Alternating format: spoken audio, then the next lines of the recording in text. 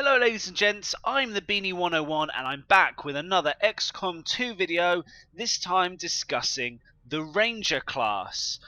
With this video, I'm going to be discussing and highlighting all of the best skills, as well as skills that are useful in specific situations. I'm also going to be talking about how to complement your build out with particular upgrades for your weapons and equipment that you can take with you for your ranger to really make the most out of the class as you level up throughout your campaign in XCOM 2.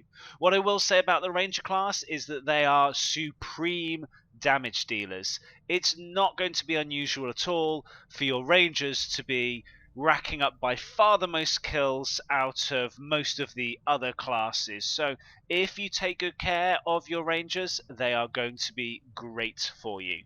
The thing that makes the ranger unique is their very first ability, and that is Slash.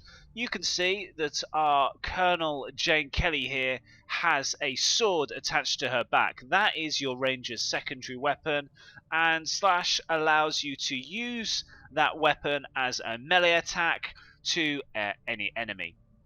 One point to note, do not melee mutons. End of story. Don't ask me why. If you haven't played the game before, just don't do it. Do not do it. So the slash ability can be used as part of a single move or as part of a dash, and you can select exactly where you want to take the slash from once you find an enemy worth taking a slash on. I don't know whether that's that sounds wrong or not. But when you want to take a melee attack on an enemy, you can choose where to position your soldier to take that move so that you can do it in cover or just make sure that they're not overly exposed. I quite like the slash ability, but generally slash really becomes a good damage dealer if you take the next perk at the corporal rank, and that is Blade Master. This allows your sword attacks to deal 2 extra damage, and they also have an extra 10 aim. Now, secondary attacks in general have higher aim than shooting with your shotgun, but this extra 10 aim usually means that in most circumstances you're going to have a 100% chance to hit most enemies, which means that your sword attack is a guaranteed hit. Now, at the early game, that is fantastic because it's guaranteed damage, which is great when your troopers don't have such great aim.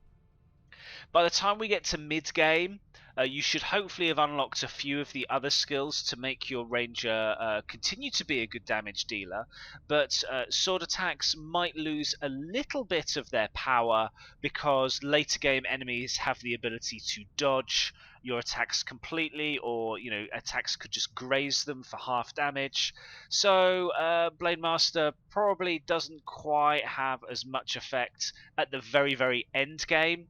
But certainly when you're starting out, I try to take Blade Master with my very first ranger, and if you play the tutorial, that is going to be Jane Kelly, as I'm sure you are aware. So Blade Master is a good skill for making sure that you can take down enemies. There are certain organic enemies in the game that also take double damage from sword attacks. Off the top of my head, I'm thinking sectoids definitely take double damage, so if you have a sectoid in your range, get out your sword, slash it, it's going to be a one-hit kill with Blade Master.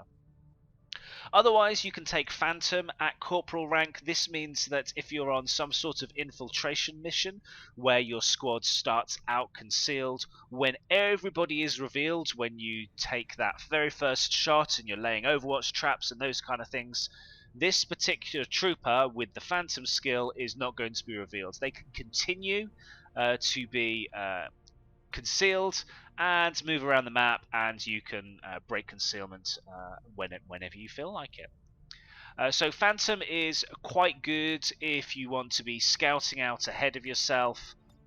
Couple it with the next skill at Sergeant rank, Shadow Strike, and it means that you can really get the drop on any particular enemy. While concealed, you have a 25% bonus to your aim and a 25% bonus to your critical hit chance. That is a really big bonus. It's a really big bonus early game because it means that actually by breaking concealment you've got a really good chance to hit things even if they're in low cover and high cover. But later on in the game, when you have really high aim, you can see Jane Kelly here is carrying the bolt caster, which gives her plus 15 aim. So with Shadow Strike, she pretty much has a 100% chance to hit most enemies in the game when she's breaking concealment, which is really, really good. And again, it's another ability which means that it's a can't miss shot. Shadow Step is the other ability if you want to go down the assault tree at Sergeant rank. This means that you do not trigger Overwatch or reaction fire. It's very similar to lightning reflexes in XCOM Enemy Within and Enemy Unknown, with one very distinct difference. Lightning reflexes used to trigger Overwatch fire, but it always used to miss. You couldn't get hit by Overwatch fire at all. Shadow Step just completely avoids it in its entirety. You don't even trigger it. So if you have a couple of enemies that are overwatching you, you can move freely if you have Shadow Step and you're not going to trigger it at all. But it's not going to remove Overwatch if any of your other colleagues, any of your other troops decide to move throughout that turn as well. So it doesn't have quite the usefulness as lightning reflexes had in XCOM Enemy Within and Enemy Unknown. At Lieutenant rank, we have Conceal and Run and Gun. Run and Gun is a skill that if you played Enemy Unknown or Enemy Within, you should be familiar with. It was the thing that made the Assault class unique. It allows you to dash, do 2 movement phases, and then still get an additional action. So you could run right up close range to something and then shotgun the thing in the face.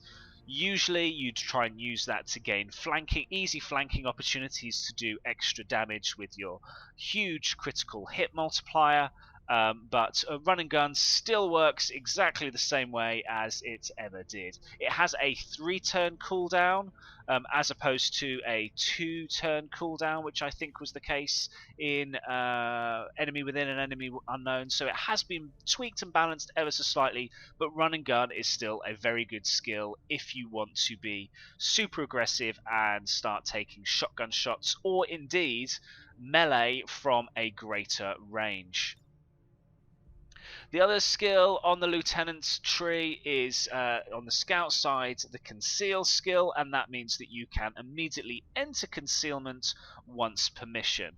I find that this skill works well with Shadow Strike because you can, even if you are not concealed, and you really need to kill an enemy, what you can do is you can pop concealment to enter concealment, and then your Shadow Strike bonuses are available once again. So your 25 bonus to aim and critical hit with conceal can be used twice per mission if you're on an infiltration mission, or once per mission if you are not concealed at the start of a mission. I quite like the conceal skill, but it really is a toss-up as to whether you want to use conceal and use your rangers as a scout, or you want to be super aggressive and use run and gun to get flanking shotgun shots. At Captain rank, we have a couple of interesting skills.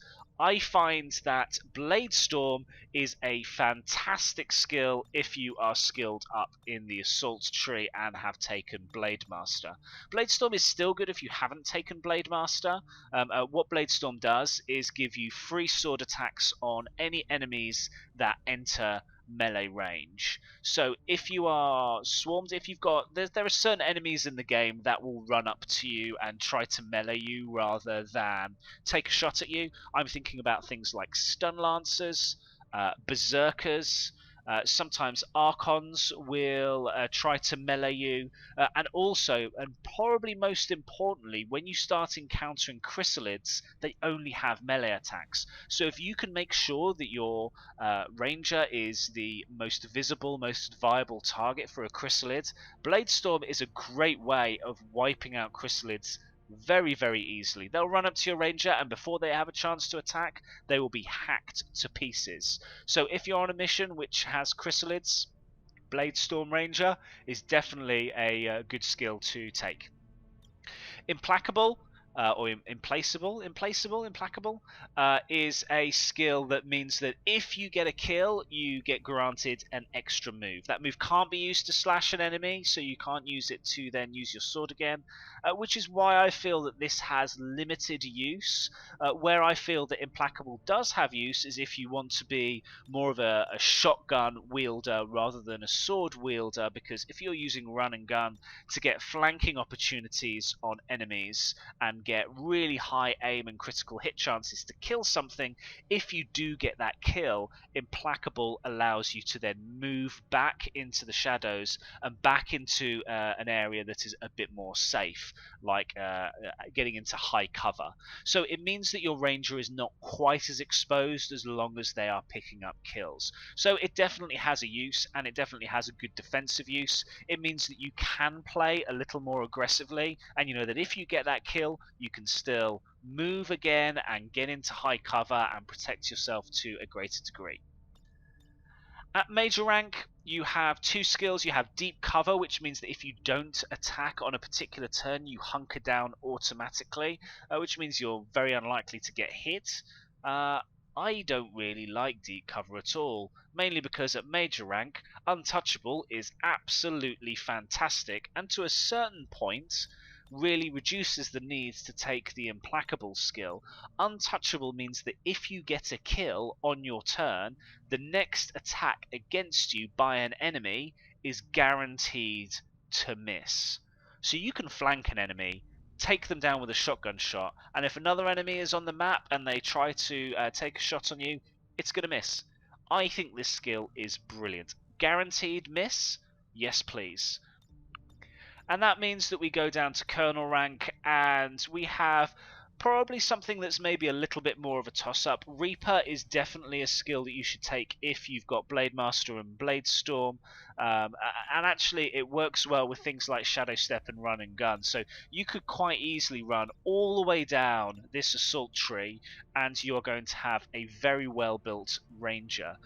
Reaper means that if you get a kill with your melee weapon, with your sword, you can keep moving and keep doing additional melee attacks, and each attack does slightly more reduced damage. It does have a 4-turn cooldown. It can't be combined with run and gun, but you do need to be careful of what targets that you want to use, that you want to attack to really continue the chain. So you take on the biggest target first. If you take that down, then you move on to the next biggest target, and you're gradually whittling down any enemies around you. The Reaper skill is great. It really, really is a great way of chaining together skills.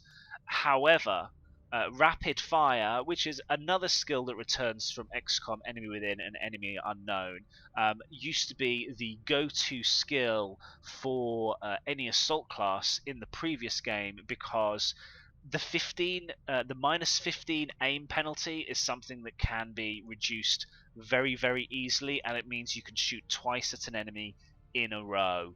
There is no cooldown on the ability at all. So it does mean that if you take this ability, you're going to be running out of ammo, because shotguns don't generally contain ammo, and certainly Jane Kelly is carrying the bolt caster here, which only has one shot in the barrel, so rapid fire is of no use to me at all, because I can never take 2 shots with my bolt caster. But if I had a shotgun, rapid fire is a really, really good skill to take. Firing twice, you're going to be outputting huge damage on a single target. So it really becomes a toss-up as to whether you want huge single target damage, which is certainly very useful later on in the game when you get enemies that have got so much HP, or Reaper, which allows you to filter out all of the trash, kill all of the smaller, less of a health bullet sponge type of a mob, and you can whittle down the numbers.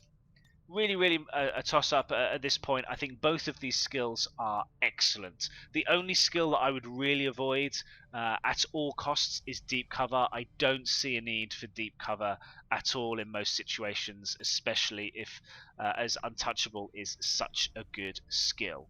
So Moving on to things like weapons. Jane Kelly obviously has the bolt caster, but the standard weapon for a ranger is a shotgun, and for that reason, it benefits from things that increase its critical hit damage. So laser sights are definitely the way to go for rangers. The laser sights, even a very basic laser sight at +5 critical hit chance at close range, that could be anywhere up to +20, +25% critical hit chance. And as you get better laser sights, you can quite easily have over 100% chance to crit and guarantee a critical hit on most enemies if you have a laser sight attached to your shotgun. If you're going down the assault tree and you're going to be using your sword more than your shotgun, then you don't necessarily need to equip things like scopes or things like repeaters and stocks. I really wouldn't. I would avoid a stock on a ranger because generally you're going to be close, so you're going to have good aim, a good chance to hit on most things.